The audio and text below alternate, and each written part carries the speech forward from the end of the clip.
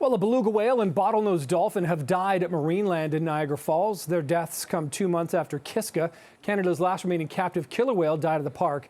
So far, there's no word yet on what caused their deaths. Court documents, though, show provincial inspectors found all marine mammals in that park to be in distress in 2021. That is something Marineland refuted.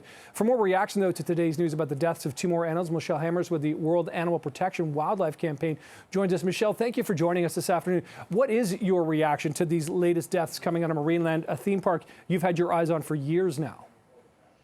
It's heartbreaking. I mean, as you said, almost 2 months ago was Kiska, and now we're talking about a beluga whale and a dolphin. We are incredibly concerned about the well-being of these animals at the park, and that's why we want the government to step up. We want the PAWS Inspectorate to investigate this and to answer any questions and concerns from us, but also the public. The public has a right to know what's going on at this facility.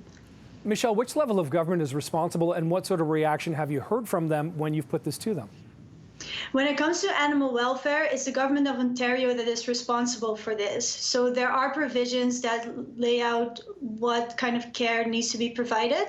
So they should be looking into this and making sure that whatever provisions exist, that the park meets them. And Michelle, when it comes to Marineland in particular, have you ever had an opportunity to visit the site yourself, or have you been prevented from going in? No. Last year, I visited the site myself. I witnessed, dolphins and the beluga whales, as well as Kiska was still alive at that point. At that time, Marineland was facing a court case for allegedly using dolphins for entertainment purposes. Something that I witnessed myself was the use of these animals is something to me that seemed very much like entertainment and had very little educational value, if at all. And concerns remain. I mean, these types of zoos, including Marineland, are opening up just in a couple of weeks, and the public needs to know what's going on at these facilities and what's happening with these animals. How would you say your sort of attempts are at persuading the public about the impacts on the animals and wildlife that are being kept at these zoos and theme parks, et cetera, is going? Because, like you point out, they're going to open up in a couple of weeks. People continue to go, Michelle. That's correct, but we do know that public opinion is changing. We have strong polling that shows that people would like to see the government to implement comprehensive legislation on this issue. There is a lot of support throughout stakeholders, throughout the public, to address this issue, and we really think this is the right time to do it. There is no reason that these roadside zoos should exist in our province. So let's make this the last summer that these places are open and able to operate.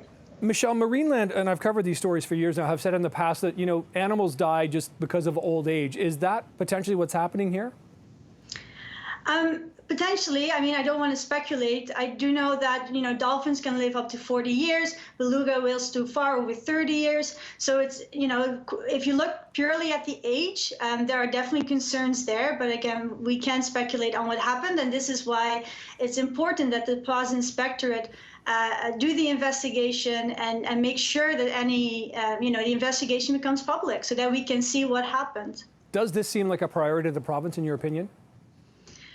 That's a good question. Unfortunately, animal welfare hasn't been for many, many years. Again, with public sentiment changing, with these kind of cases happening, animals escaping, and issues throughout the province, I think is becoming more a priority for the government. And we'll keep pushing and working on it until this is resolved. Ontario is the last province in the country to have left this unaddressed, and it's just time to solve this issue. Okay, well, that is an interesting point. We'll leave it there, but I'm sure the conversation will continue. Michelle Hammers with the World Animal Protection Wildlife Campaign, thanks for your time this afternoon.